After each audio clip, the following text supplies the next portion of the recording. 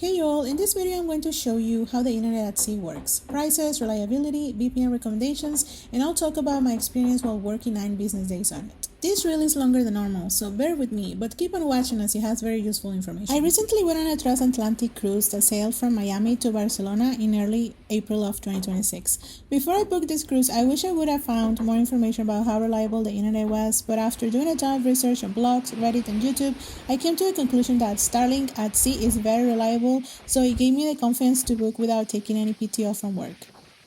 Ever since mid-2022, the internet at sea has been upgraded from satellite to Starlink.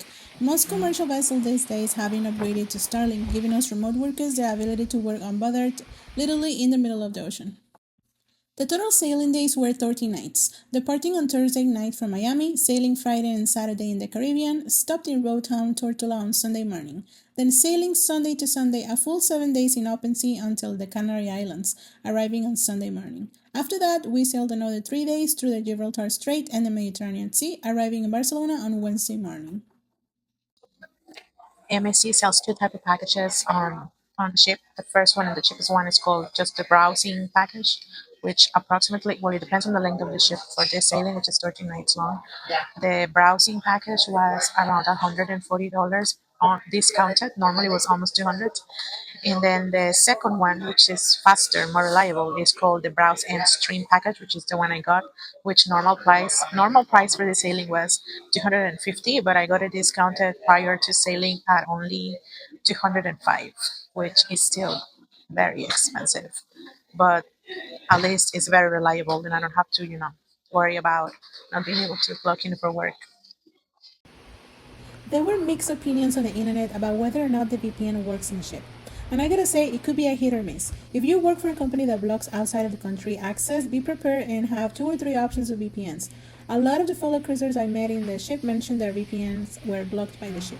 In my case, since I live with a network engineer, I have a tunnel to my apartment in Texas through WireGuard and Tailscale, which work very well for me. Online travelers mentioned that ExpressVPN works well in MSC cruises. I recommend getting the higher tier subscription if you choose to go with a commercial VPN, preferably buy your own private IP to decrease the chances of the ship blocking your VPN. Now, let's talk about the speeds. The Browse and Stream package on MSC, which I paid $205 for, was very fast for a ship. I was impressed. However, once it was connected to the VPN, the speeds dropped about 90%. But even with the throttling, I was able to do everything I needed to do at work. For social media, sadly, it's highly throttled. I was kind of disappointed that in 2026, social media is still not considered a business application because the ship was not throttling my actual job applications like Outlook or Teams, but they were throttling big time Instagram, Facebook, and TikTok. A 2-minute video that usually takes me seconds to upload at home would take me close to an hour to upload in the ship. Here are some pictures of me working from literally wherever I could in the ship so that I could make it to dinner and some other events. Finish on my work day here. The balcony is 9 p.m. The sun's still out. It's 9 p.m.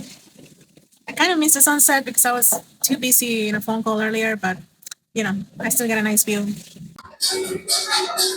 Everybody's just here like vibing and dancing in the atrium, but me, not me. I'm a responsible worker. I'm working.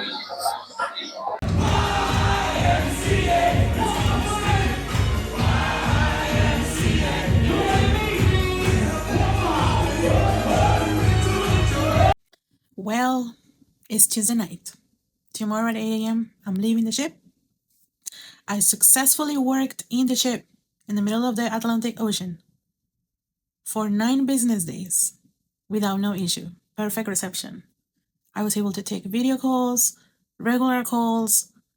It wasn't any slower than it would have been at home. It worked exceptionally.